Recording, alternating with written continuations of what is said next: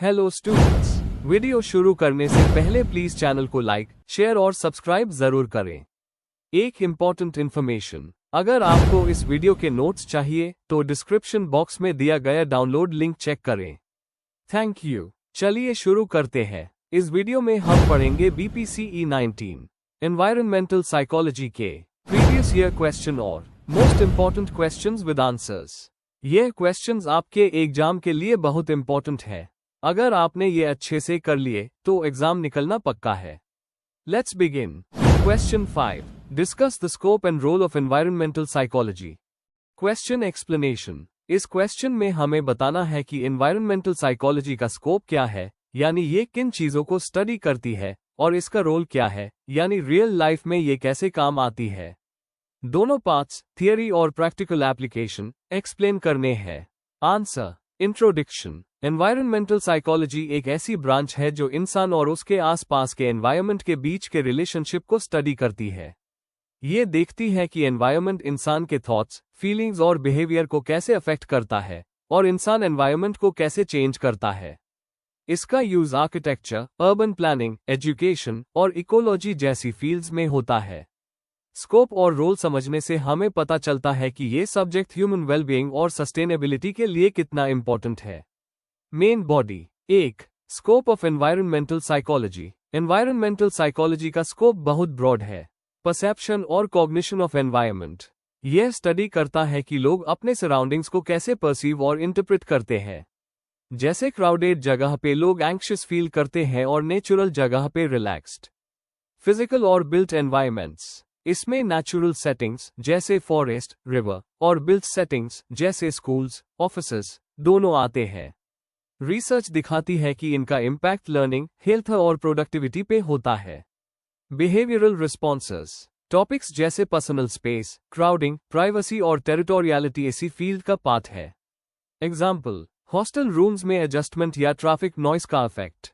Sustainability और eco friendly behaviour. यह study करता है कि लोगों को एनर्जी सेव करने, रिसाइकलिंग और पब्लिक ट्रांसपोर्ट यूज करने के लिए कैसे मोटिवेट किया जा सकता है। 2. Role of environmental psychology in daily life. इसका रोल प्रैक्टिकल है और अलग अलग एरियाज में होता है। अर्बन प्लानिंग और आर्किटेक्चर। साइकोलॉजिस्ट्स आर्किटेक्ट्स के साथ काम करके ऐसे सिटीज डिजाइन करते हैं जो स्ट्रेस फ्री और सेफ हो। जैसे पार्क्स बनाकर लोगों के मेंटल हेल्थ को इंप्रूव करना। Educational environments. रिसर्च बताती है कि क्लासरूम डिजाइन लर्निंग पे इफेक्ट करता है। सॉफ्ट क्लासरूम्स कंफर्ट देते हैं और ओपन प्लान क्लासरूम्स कोलैबोरेशन बढ़ते हैं। Health care settings. हॉस्पिटल्स में लाइटिंग, कलर्स और प्राइवेसी का यूज किया जाता है ताकि पेशेंट्स फास्ट रिकवर कर सकें और एंजाइटी कम हो। Workplaces. ऑफिस डिजाइन जैसे लाइटिंग, वेंटिलेशन और नॉइस लेवल्स डायरेक्टली प्रोडक्टिविटी और जॉब सेटिस्फैक्शन पे इफेक्ट करते हैं। 3. Role in promoting mental and physical health. Stress reduction. Green spaces और नेचुरल एनवायरनमेंट स्ट्रेस कम करते हैं और मूड इंप्रूव करते हैं। क्राउडिंग और प्राइवेसी। थियरीज ऑफ क्राउडिंग और पर्सनल स्पेस का यूज हॉस्टल्स, प्रिजन्स और पब्लिक ट्रांसपोर्ट डिजाइन में होता है। नॉइस और pollution control. Environmental psychology policies बनाने में हेल्प करती है जिससे पॉल्यूशन और नॉइस कम किया जा सके। 4. Role in environmental conservation and sustainability.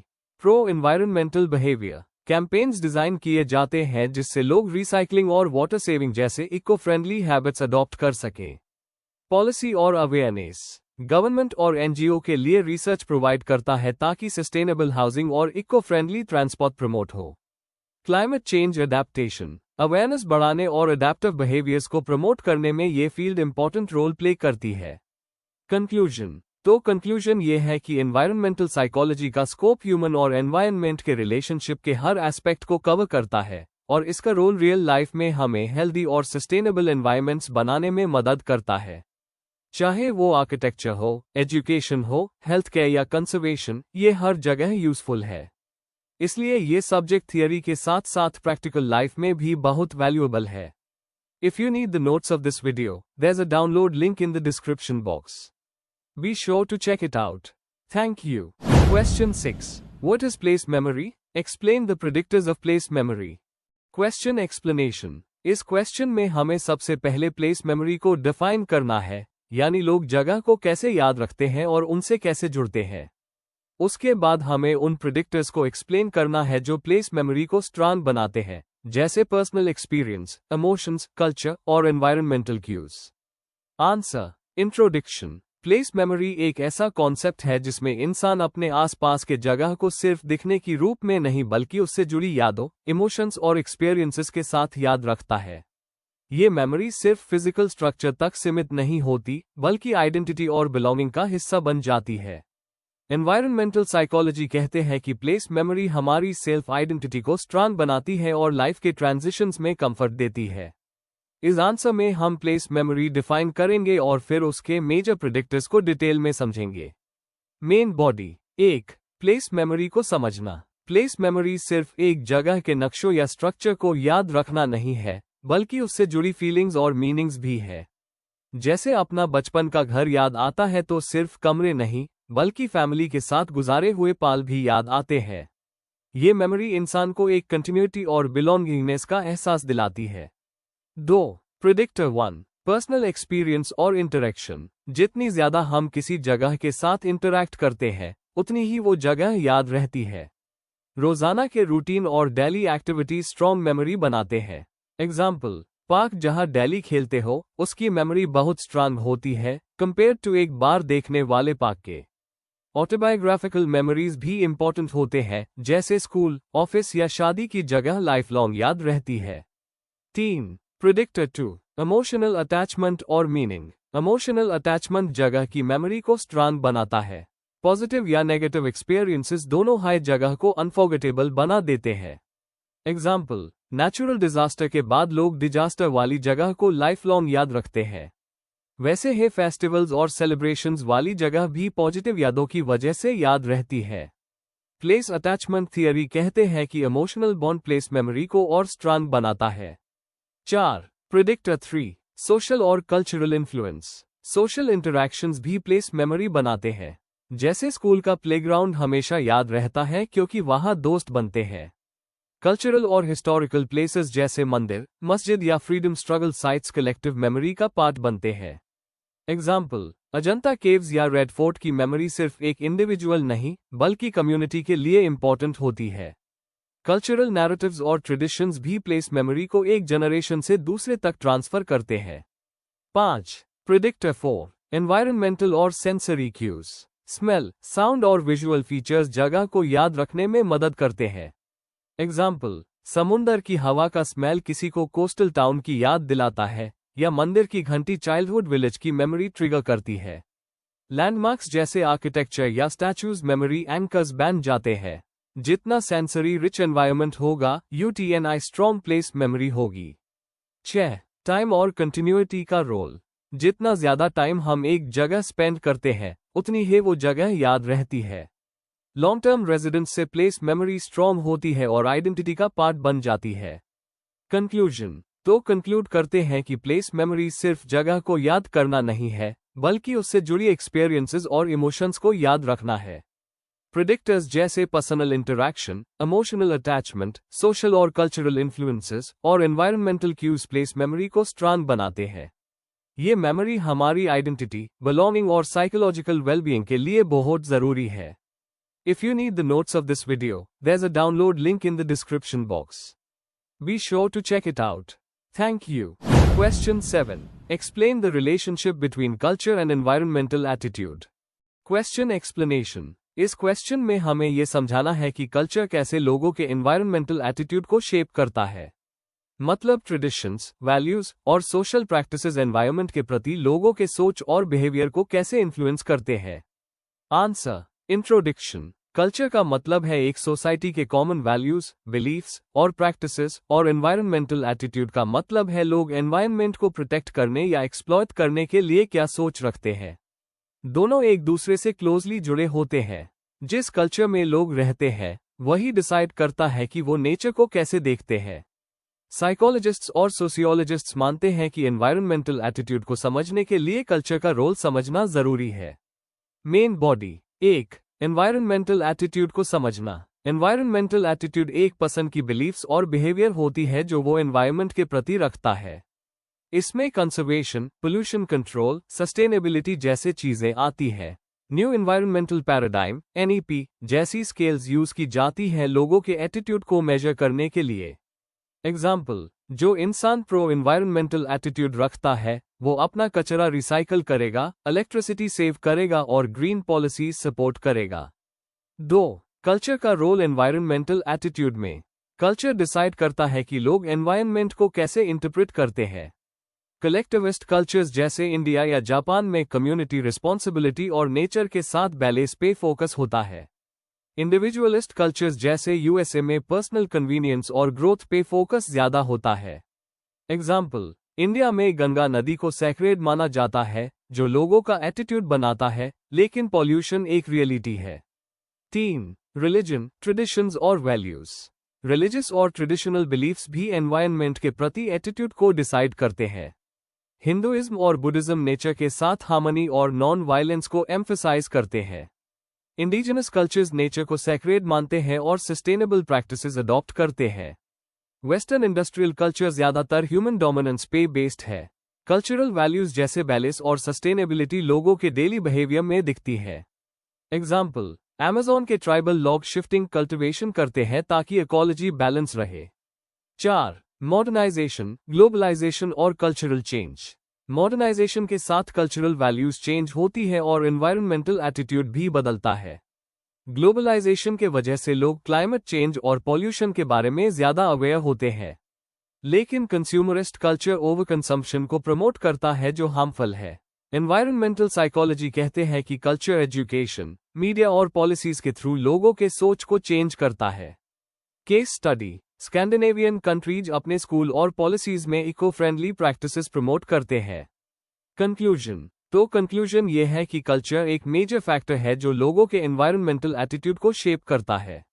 Religious और ट्रेडिशनल बिलीफ्स, कलेक्टिविस्ट या इंडिविजुअलिस्ट सोच और मॉडर्नाइजेशन के इफेक्ट्स सब मिलकर डिसाइड करते हैं कि लोग एनवायरनमेंट को कैसे ट्रीट करेंगे। अगर हमें इफेक्टिव एनवायरमेंटल पॉलिसीज बनानी है तो कल्चरल फैक्टर्स को समझना बहुत जरूरी है। If you need the notes of this video, there's a download link in the description box. Be sure to check it out. Thank you. Question 8. Define territoriality. Discuss various techniques to measure territoriality. Question explanation. इस क्वेश्चन में हमें पहले territoriality को define करना है और फिर बताना है कि इसे मेजर करने के अलग अलग टेक्निक्स कैसे होते हैं। मतलब हमें प्रैक्टिकल और थियोरेटिकल दोनों एस्पेक्ट्स कवर करने हैं, जैसे ऑब्जर्वेशन, क्वेश्चनर, मैपिंग और experiments. Answer. Introduction. Territoriality environmental psychology का एक इंपॉर्टेंट कॉन्सेप्ट है जो बताता है कि इंसान अपनी जगह को कैसे क्लेम करता है, यूएसएमई ओनरशिप फील करता है और प्राइवेसी मेंटेन करता है। ये सिर्फ एनिमल्स तक लिमिटेड नहीं है, बल्कि ह्यूमंस के डेली लाइफ में भी क्लियरली दिखाई देता है। रॉबर्ट समर और इरविन ऑल्टमन जैसे रिसर्चर्स ने टेरिटोरियलिटी को सोशल इंटरैक्शन रेगुलेट करने का एक टूल माना है। इस आंसर में हम टेरिटोरियलिटी को डिटेल में समझेंगे और उससे मेजर करने के मेथड्स को एक्सप्लेन करेंगे। Main body. 1. Understanding territoriality. Definition. Territoriality का मतलब है किसी फिजिकल स्पेस पर कंट्रोल या ओनरशिप दिखाना। ये टेम्पररी हो सकता है, जैसे लाइब्रेरी डेस्क पर बैठना, या परमानेंट, अपना घर। पर्पस। ये इंटरैक्शन कंट्रोल करने, आइडेंटिटी एक्सप्रेस करने और सिक्योरिटी फील करने में हेल्प करता है। एग्जाम्पल्स। स्टूडेंट अपना बैग रखकर चेयर रिजर्व कर लेता है। ऑफिस कैबिन्स या डेस्क पर नेम प्लेट लगाना। कॉलोनी या नेबरहुड के बाउंड्री मेंटेन करना। टेरिटोरियलिटी एक साइकोलॉजिकल मैकेनिज्म है जो अनसर्टेनिटी कम करता है और प्रेडिक्टेबिलिटी बढ़ता है। 2. Types of territoriality. Background before measurement. Measurement के लिए हमें टेरिटोरियलिटी के टाइप समझने जरूरी होते हैं। प्राइमरी टेरिटरी, जैसे घर या पर्सनल ऑफिस जहां स्ट्रॉन्ग ओनरशिप होता है। सेकेंडरी टेरिटरी, रेगुलरली यूज्ड जगह जैसे क्लासरूम की सीट या cafeteria table. Public territory, open जगह जैसे पार्क या बस स्टॉप जहां ओनरशिप वीक और टेम्पररी होती है। ये टाइप्स समझना मेजरमेंट मेथड्स को समझने में हेल्पफुल है। 3. Techniques to measure territoriality. A. Observational methods. Natural settings में डायरेक्टली ऑब्जर्व करते हैं। इंडिकेटर्स होते हैं ऑब्जेक्ट्स का यूज, वर्बल क्लेम, ये मेरी सीट है, और बॉडी लैंग्वेज। एग्जाम्पल। समर ने क्लासरूम सीटिंग पैटर्न ऑब्जर्व किया। Advantage. Real life authentic data मिलता है। लिमिटेशन। टाइम लगता है और प्राइवेसी इशू हो सकता है। B, self report techniques, questionnaires and interviews. लोगों से उनकी फीलिंग्स और बिहेवियर्स के बारे में पूछा जाता है। एग्जाम्पल, स्टूडेंट से पूछना कि लाइब्रेरी की सीट पर वो कितना ओनरशिप फील करता है। एडवांटेज, सब्जेक्टिव एक्सपीरियंस समझने में हेल्पफुल। लिमिटेशन, बायस हो सकता है, लोग हमेशा सच नहीं बताते। C, mapping and spatial analysis, participants से मैप्स ड्रॉ करने या बाउंड्री मार्क करने को कहा जाता है।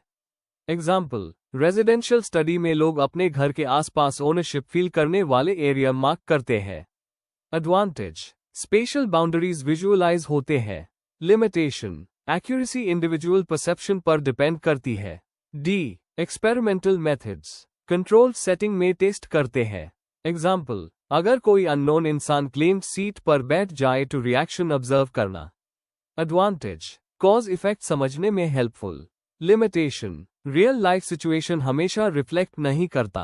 4, applications of measuring territoriality, urban design and planning, residential और पब्लिक स्पेसेस डिजाइन करते वक्त हेल्पफुल।